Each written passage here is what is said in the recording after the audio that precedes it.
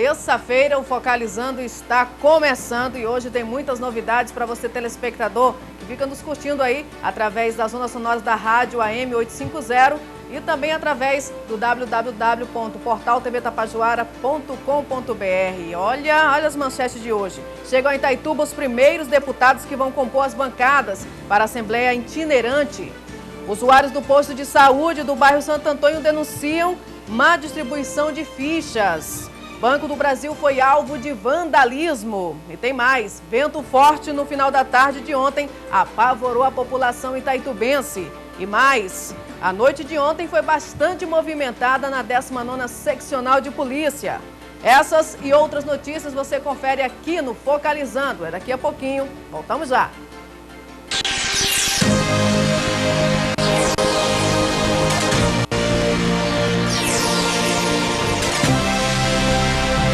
Vamos começar a falar sobre os deputados que já chegam em Itaituba, os primeiros deputados que vão compor a bancada para a Assembleia Itinerante, que acontece aí na quarta-feira. No roteiro do Legislativo está uma visita às obras do Estado em Itaituba e também ao município do Trairão. Dos 41 deputados que compõem a Assembleia Legislativa do Estado, pelo menos 38 confirmaram presença na Assembleia Itinerante, programada para acontecer nesta quarta-feira em Itaituba. O roteiro da programação inclui uma visita às obras do Estado que estão em execução em Itaituba, além de uma viagem ao município de Trairão, onde os deputados deverão reunir com lideranças locais para receberem as demandas, que serão apreciadas na sessão ordinária, que vai acontecer na tarde de quarta-feira.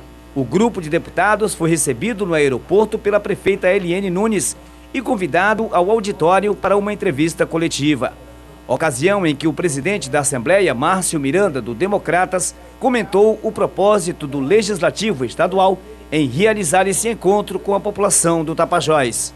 E o propósito da itinerante é fazer essa interação entre o Parlamento Estadual, que fica fixado na capital, e cada deputado pertence a uma região, criar esse momento de interagir, de deputados do Oeste conhecerem a região do Sul, deputados do Sul, do Nordeste, do Marajó, da capital, conhecerem outras regiões. Então essa interação é muito importante. Conhecer a cultura local, o potencial econômico, as dificuldades, conversar com vários segmentos, ouvir os prefeitos da região, ouvir os vereadores. Claro que o parlamento, ele tem a capacidade de, ao ouvir, ter a tranquilidade de, com o tempo, a curto, médio e longo prazo, poder contribuir e trabalhar políticas públicas de maneira uniforme em todo o Estado.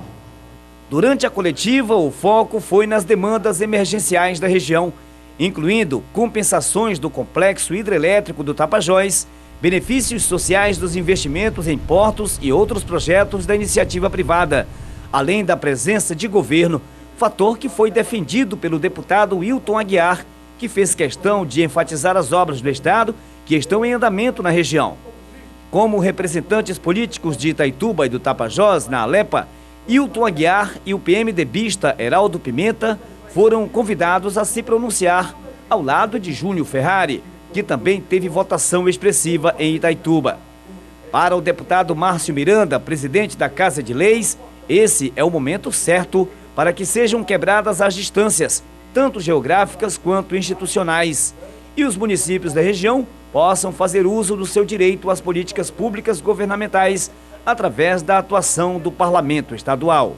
O comportamento do Parlamento é todo o tempo interagir. Todos nós, deputados, somos votados em várias regiões, em muitos municípios.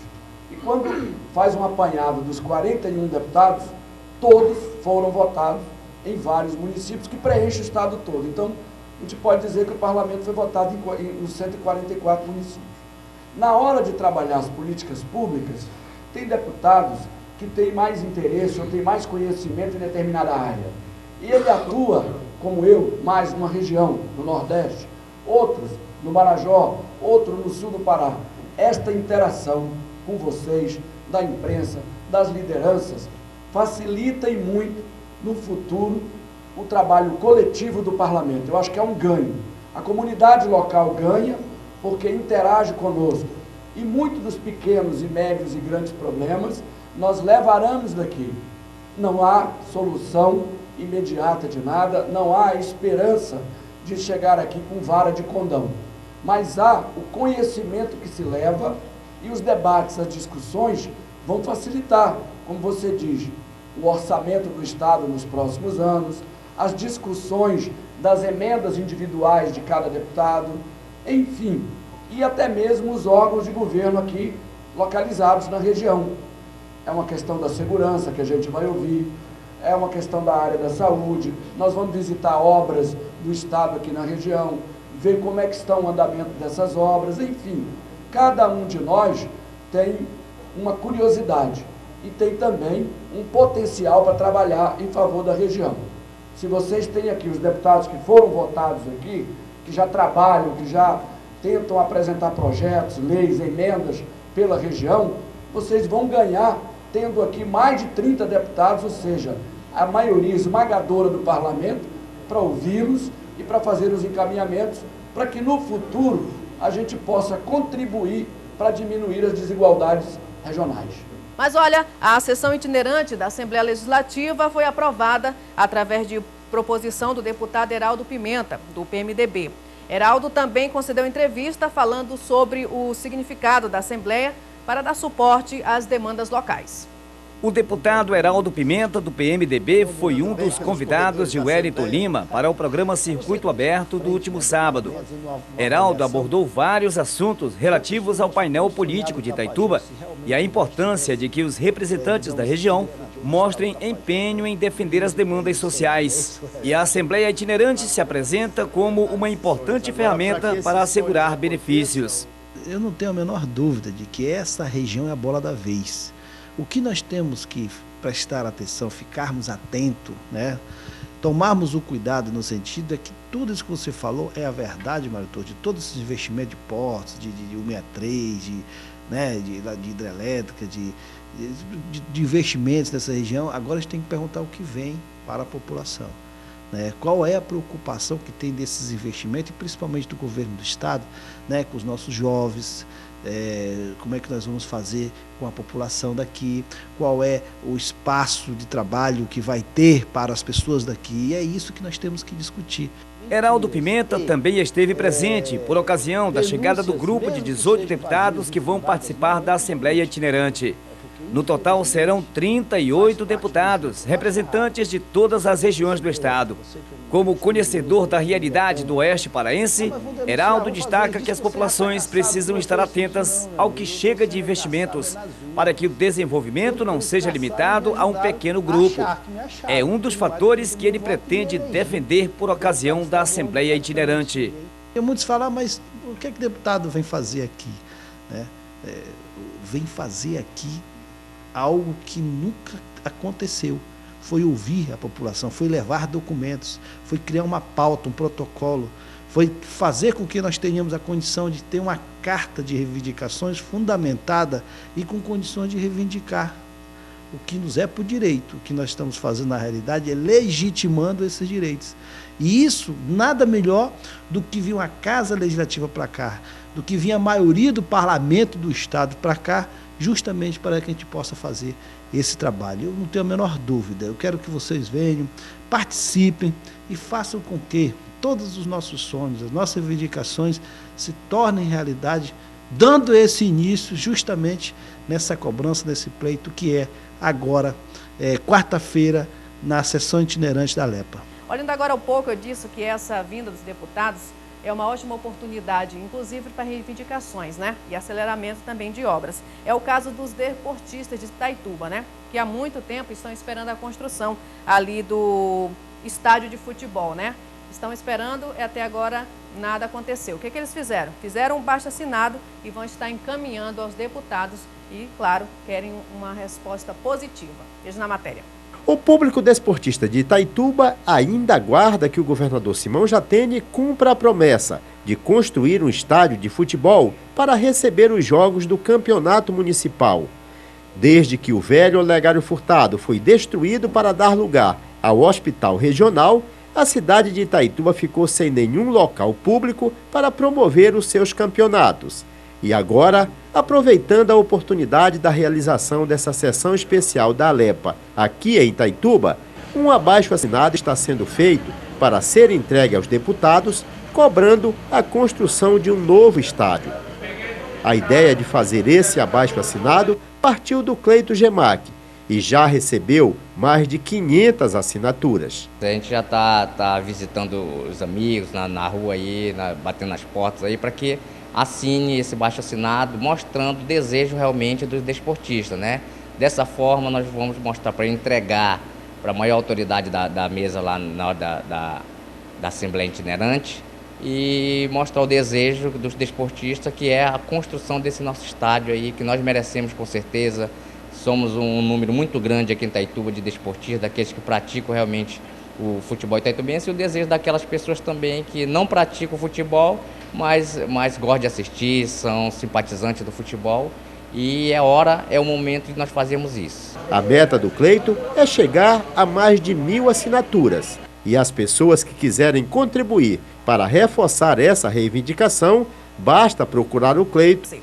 Mas olha, o deputado Luiz Seff, do Partido Progressista, também compõe o grupo dos 38 parlamentares que vão realizar a Assembleia. E em entrevista ao Focalizando, o deputado falou da importância desse evento para essa região aqui do Tapajós. Veja. Eu acho que é de fundamental importância que haja um conhecimento por parte dos parlamentares de todas as regiões do estado. Em um estado continental como o nosso, vale dizer que aqui no estado do Pará cabem 2 Franças e meia. É impossível a pessoa conhecer isso tudo de forma isolada. Então, essas caravanas, esse legislativo itinerante, acho que tem como função permitir que cada um conheça as peculiaridades regionais do nosso estado. O Tapajós, o oeste do Pará, é completamente diferente do sul do Pará, que é diferente do Marajó, que é diferente da região metropolitana. E a vinda dos parlamentares aqui, eu acho que tem esse grande ganho. Permite ter uma visão geral da realidade local, da economia local, das necessidades locais, da dor local, onde é que dói. E também ver todas essas transformações que estão acontecendo aqui no município por conta dos novos tempos que estão vindo com a estrada que está sendo construída, que vai permitir o escoamento da nossa produção de grãos aqui pelo Porto de Miritituba. Então, eu acho fundamental que o parlamento como um todo tenha uma visão global do estado. E o oeste, que é um lugar afastado da capital, precisa de uma assembleia itinerante como essa para que nós possamos conhecer. E quando discutirmos os assuntos relacionados aqui ao oeste do Pará, a Itaituba, a Santarém, a Trairão, enfim, não o façamos por ouvir falar, mas por ter aquele conhecimento de ter estado presente, ter visto, conversado com as pessoas e praticamente sentido a realidade local. Vamos a um breve intervalo e na volta vamos estar falando sobre o vento forte de ontem, hein? Assustou muita gente, muitas telhas foram arrancadas das casas, árvores caíram, até a balsa queria ir para outro rumo. A balsa queria ir para Namirim, parece, né? O vento foi triste ontem. E mais, a noite de ontem também foi bastante movimentada na delegacia de polícia. É daqui a pouco, a gente volta já.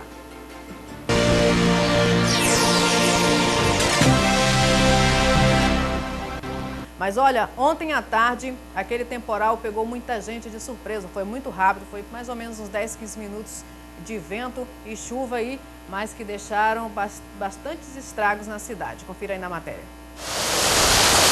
Os ventos fortes são formados pelo encontro de camadas de ar quente que estão sobre a superfície da Terra, com massas de ar mais frias que estão situadas em altitudes mais elevadas.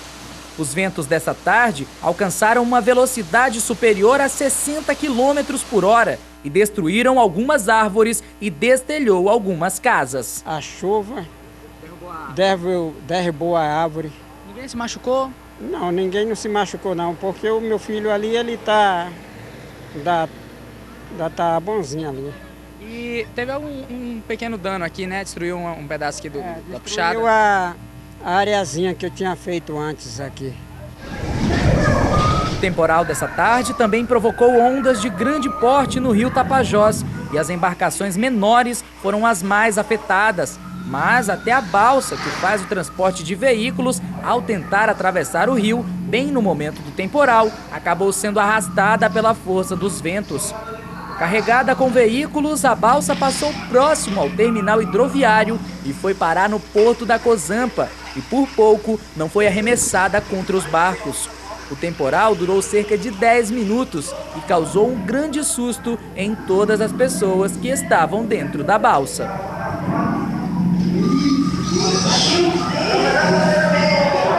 Mas olha, a noite de ontem, segunda-feira, foi bastante movimentada na seccional de polícia.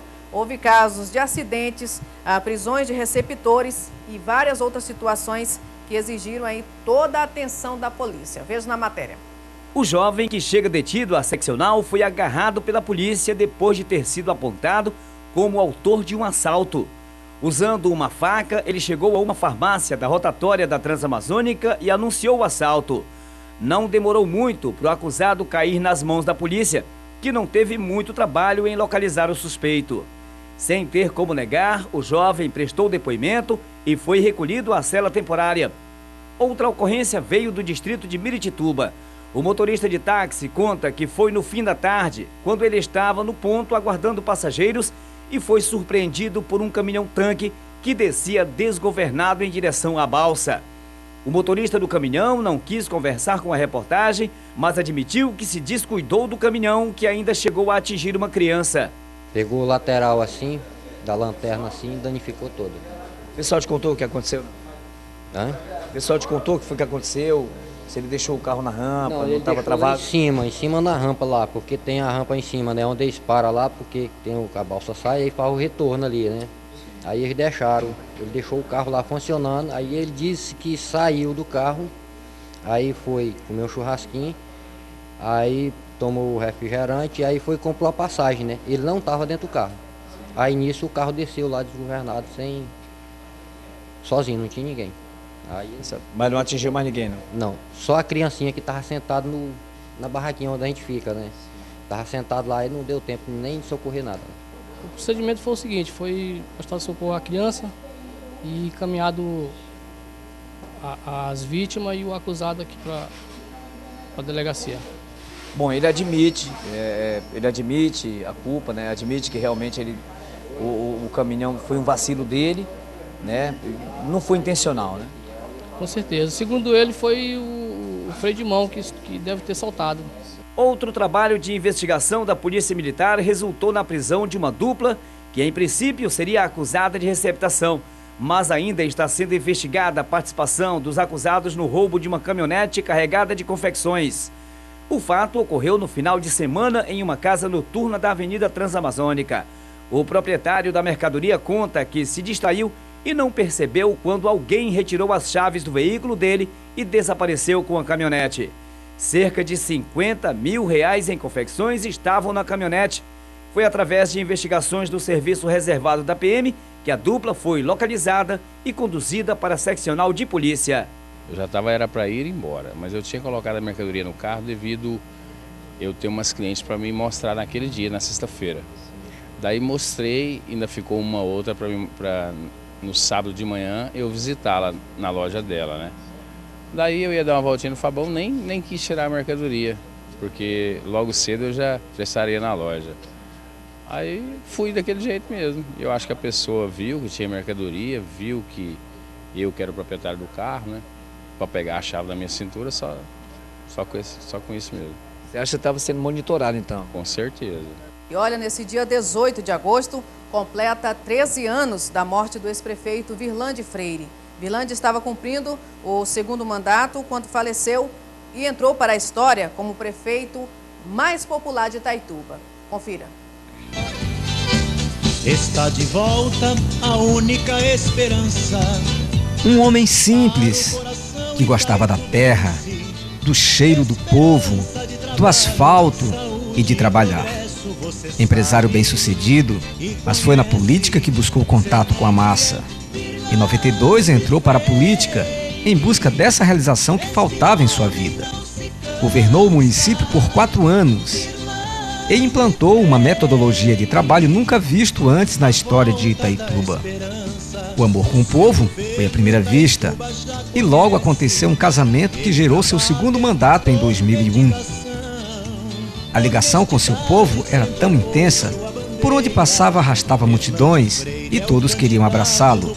Homem de personalidade forte, mas que se emocionava com coisas tão simples. Eu me considero uma pessoa normal, esse negócio de prefeito, para mim... No trabalho fiscalizava tudo e trabalhava sempre com metas definidas. E sempre nós se comprometemos, assumimos compromisso em cima de palanque com o povo de Itaituba.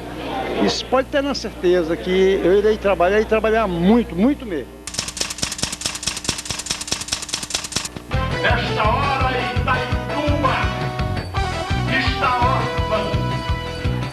Esta hora Itaituba, de certa forma, vive um clima que é um clima de perplexidade. A cidade parou. Seu povo foi às ruas e também chorou. O sentimento era que a cidade tinha ficado órfã. 10 anos depois, a lembrança de Virlande Freire continua no coração dos seus amigos e de sua família. Eu talvez seja a pessoa mais suspeita para falar sobre o Virlande, mas ele deixou um legado muito grande de trabalho, de um homem coerente, de um pai de família e, acima de tudo, de amigo. Uma das coisas é que o Virlande, muitas vezes, conversando com pessoas de um nível bem superior, ele tinha tanta confiança em mim que ele dizia assim: olha, dentro da minha empresa, se o Dedé fizer errado, ainda está certo. É uma palavra que precisava ter muita confiança para falar uma palavra dessa. Eu quero agradecer a Deus por ter colocado esse homem na nossa vida, nas nossas vidas, na vida da minha família, na vida do povo de Itaituba. E agradecer ao povo de Itaituba também pelo carinho que sempre teve por ele, sabe? Que sempre o respeitou, o amor. Agradecer muito por esse amor do povo para o Virlande Freire. Virlande representou para nós, itaitubense, uma nova etapa, uma nova era de política em Itaituba. Por quê? Porque antes as pessoas entravam falando que iam fazer isso, fazer aquilo e não fazia. E o Virlande disse: eu quero entrar, queria a oportunidade que o povo me desse de entrar para ver o que é que eu podia fazer por essa cidade. Simplesmente ele fez 150 quilômetros de asfalto, rapidamente, né? E com o tempo, essa confiança que o povo deu nele se tornou amor. O povo amou Virlande Freire. Um fato que me chamou muita atenção foi essa redação em homenagem ao Virlande Freire, escrita por uma aluna alguns anos atrás, e eu guardei. E resolvi ir à busca atrás dessa pessoa que escreveu. Nós vimos encontrar a Vívia Ramalho. Vívia, essa poesia, essa letra é sua? Com certeza é minha. Eu conheço logo de primeira. Como é que foi essa redação? Como é que você teve a inspiração para fazer essa redação, essa poesia? A nossa professora, na época, ela pediu para a gente fazer uma redação a respeito de alguém que influenciasse na história da cidade. Aí eu pensei em várias pessoas, e aí como o Virlande Freire foi uma das pessoas que mais influenciou na história da nossa cidade, eu resolvi falar sobre ele. Era um trabalho escolar, então? Sim. Como é o nome da professora? Paula Thaís. E a escola? Centro Educacional Pequeno Polegar. E você consegue declamar uma estrofe dessa poesia pra gente? Sim. Então vamos lá. Virlande Freire. Foi ele quem ajudou a cidade para crescer e gerar prosperidade. Foi uma lenda para nós. Foi Virlande, ele foi a nossa voz. Se esforçou para Itaituba construir. Fez muita estrada para o povo ir e vir. Escreveu a história de um lugar se desenvolvendo. Cuidou daqui para que um bom lugar estejamos vendo. Para nós, ele é um herói. Não porque foi prefeito e nem porque assinou para nós. Foi porque o que tinha feito foi orgulho para o povo do Tapajós. Mas nosso herói, sua jornada concluiu. Foi embora e para cima subiu. A notícia deixou muitos inconsolados, mas ele foi, porque sua hora já tinha chegado.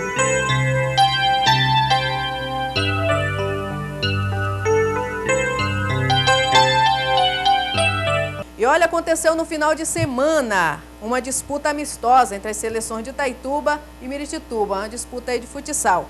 O evento serve como vitrine para descobrir os novos talentos que vêm surgindo aí nesta modalidade. Confira.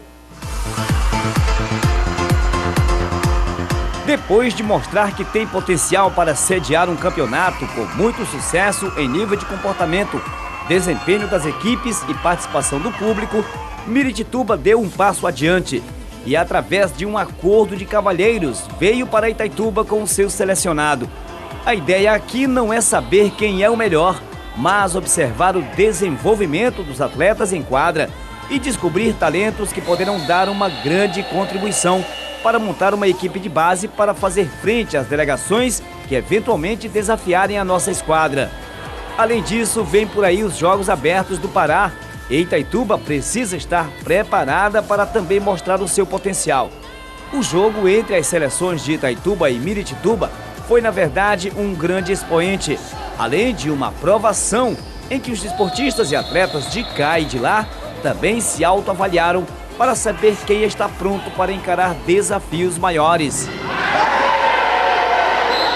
Nós estamos nesse desafio aí de tentar fazer um trabalho, montar uma seleção forte, competitiva, que consiga seu objetivo, que é a conquista do campeonato.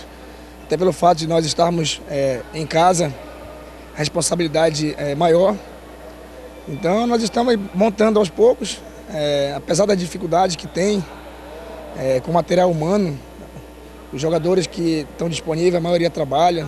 Então nós estamos fazendo aí das tripas coração para ver se monta a seleção, para que dê alegria para a população itaitubense, os Jogos Abertos do Pará, de futsal e todas as modalidades, né? Então nós estamos focados nesse intuito aí. Se Deus quiser vai dar certo, vamos conseguir fazer uma equipe forte e conseguir essa conquista aí. Tá vindo alguns atletas de Miritituba para ver o potencial desses garotos, entendeu? Para que possa se encaixar na seleção e também participar dos Jogos Abertos. O jogo foi proveitoso do ponto de vista da prática esportiva. Mas o que sobrou de entusiasmo faltou de técnica e um desempenho mais arrojado por parte dos atletas. Mas até que foi uma ótima oportunidade de promover a interação entre os atletas de Miritituba e de Itaituba. O resultado foi desfavorável a Miritituba, que perdeu pelo placar elástico de 7-2. Mas valeu a pena chegar e mostrar o seu futebol. Agora é esperar para saber quem foi mais visto e quem poderá ser selecionado para integrar o grupo de base do nosso futsal. É um jogo bom, graças a Deus.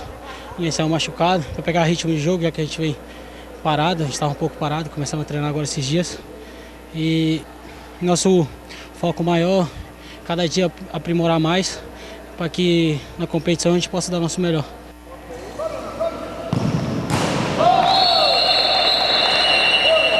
E olha, vamos falar sobre a situação que ocorreu lá no Banco do Brasil, que foi alvo aí de um ato de vandalismo. Maiores informações agora na matéria de Valni Brito. As imagens feitas minutos depois do ocorrido mostram a destruição da porta principal da agência do Banco do Brasil em Itaituba, que dá acesso à área dos caixas eletrônicos. Quem precisou utilizar os terminais na noite do último domingo se deparou com esta cena.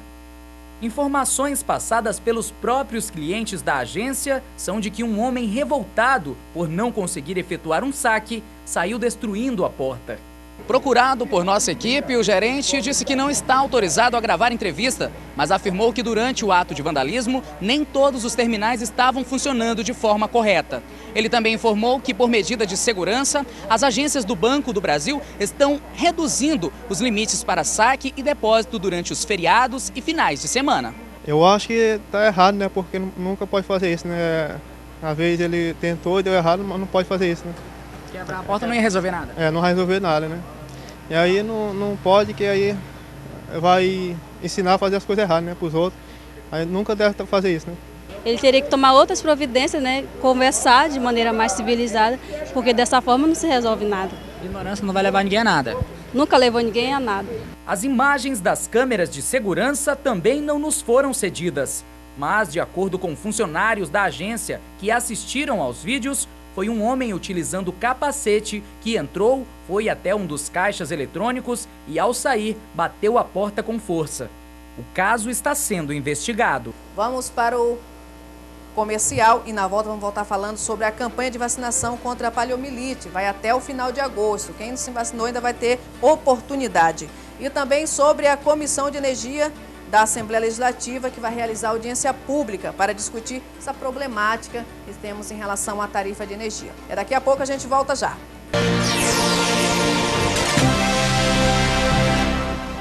Estamos de volta com o último bloco do Focalizando desta terça-feira e vamos começar falando sobre a campanha de vacinação contra a poliomielite. Ela começou aí, iniciou no sábado, mas só vai ter fim no dia 31 de agosto. Então é uma oportunidade para quem não vacinou seu filho. Confira na matéria. O primeiro dia da 36ª Campanha Nacional de Vacinação contra a Poliomielite contou com a presença maciça de pais e crianças que aproveitaram o dia D da campanha para a imunização.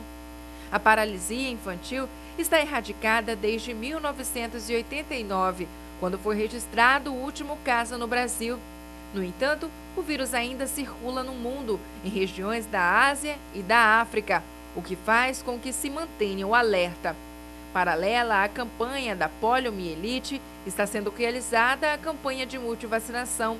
O objetivo é atualizar e colocar em dia o cartão vacinal. A campanha segue até o final do mês, nos postos de saúde em toda a cidade. São apenas 2 gotinhas que garantem um futuro sem a paralisia infantil em crianças de 6 meses a 5 anos incompletos. Todos os postos da rede municipal de saúde estiveram abertos para o atendimento, que aconteceu por todo o último sábado. A vacina oral poliomielite protege contra 3 sorotipos do poliovírus. Muitos pais aproveitaram a manhã de sábado e levaram os filhos para serem imunizados nas primeiras horas do dia.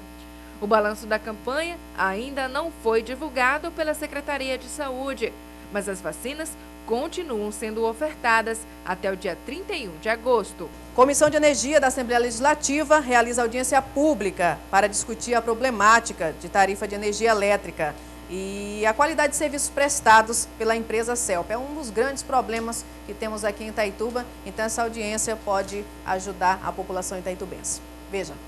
A audiência pública foi proposta pelo deputado Ayrton Faleiro, que preside a Comissão de Energia da Assembleia Legislativa do Estado. Baseado nas sucessivas reclamações em torno do fornecimento e da cobrança abusiva da tarifa de energia elétrica no Pará, o evento foi bastante participativo, abrindo espaço para consumidores de várias classes apresentarem suas queixas. Também houve a participação de representantes do setor comercial e do coordenador do PROCON, que deu algumas orientações para os consumidores quando houver necessidade de protocolar reclamações. Então o consumidor deve procurar o escritório da CELPA, fazer a reclamação e trazer um número de protocolo. Né? Com esse número de protocolo, a gente vai entrar com uma reclamação junto ao PROCON. Né? É muito importante fazer também um relato, uma espécie de relato do que aconteceu. Por exemplo, anotar detalhes como a hora do ocorrido, do pico de energia, qual foi o efeito na sua casa, se luzes queimaram, quais os aparelhos que queimaram, em que momento, qual foi a reação do aparelho. Então é importante que o consumidor tome esses cuidados, porque quanto mais detalhes tiver reclamação, mais fundamentada é. E a gente consegue mais recursos, mais razões para a reclamação do consumidor. A gente quer que esse serviço seja prestado com qualidade e aí sim, eu acho que seria um pouquinho mais plausível pagar essa exorbitância de valor que ocorre hoje. Sem contar que, segundo cálculos que a gente fez, está ocorrendo uma bitributação de ICMS nas contas de energia. Então, hoje mesmo eu mandei um comunicado para a companhia solicitando que eles mandem a memória de cálculo dessas contas, de como que eles estão fazendo a conta, para poder a gente entender, porque aparentemente, no nosso ponto de vista, está sendo cobrado 2 vezes imposto na conta de energia. E esse dinheiro está indo para onde? O vereador Enderson Pinto, ex-presidente da Câmara de Santarém, também participou da audiência como representante político do Baixo Amazonas. Segundo o vereador santareno, os problemas com a energia elétrica representam um contrassenso para todo o estado, reconhecido como um dos maiores geradores de energia elétrica e que está entre os que pagam tarifas mais elevadas. E como integrante do PT, o vereador João Paulo, de Itaituba, abraçou a causa e pretende levar o relatório da audiência à Câmara de Vereadores para fortalecer a luta contra essas questões que envolvem o fornecimento de energia na região. Uma parte dessa energia que é produzida aqui no estado do Pará tem que ficar para desenvolver as regiões que produzem. Nós não podemos admitir que venha a ser construída, por exemplo, a hidrelétrica de São Luís e nós não temos uma energia suficiente para tocar aqui um parque industrial que poderia ser, aí nos próximos anos, uma alternativa interessante para o desenvolvimento da nossa região. Então é isso que nós precisamos, unir forças como estamos unidos, os vereadores de toda a região, os prefeitos da região, junto à Assembleia, para que de fato a gente venha ajudar a solucionar um problema como esse que nós não suportamos mais. Santarém, Itaituba e toda a região oeste do Pará não recebe mais investimentos por falta de energia, o que é um verdadeiro absurdo, tendo em vista que nós temos um dos maiores potencial energético do Brasil aqui no Pará e a gente não consegue dar a resposta que o povo tanto espera. Já no final da audiência, houve uma rápida participação de um numeroso grupo de deputados estaduais. O deputado Ayrton Faleiro, que presidiu o evento, destacou que todas as propostas e reclamações apresentadas serão reunidas em um relatório para ser encaminhado aos organismos de defesa do consumidor e ao governo do estado com o objetivo de buscar soluções. Vamos discutir a distribuição dessa energia, desde quem já recebeu energia melhorar a qualidade, aqueles que não receberam energia do Luz para Todos. Nós não aceitamos apenas ser uma região que resolve o problema da energia do país e a nossa população continue sendo mal atendida e pagando um dos maiores preços da energia do Brasil. Esse é o trabalho da nossa comissão. Nós somos o ouvido, a voz da sociedade para debater essa temática. O Focalizando desta terça-feira fica por aqui. A você um abraço especial, obrigado pelo carinho, pela audiência. E a gente se encontra amanhã. Durante essa semana vamos estar juntos enquanto o Fleury Colares está aí passando uns dias de folga, né? Ele também merece e na semana que vem está de volta aqui no Focalizando. Então, um bom almoço a todos. A gente se encontra aqui amanhã.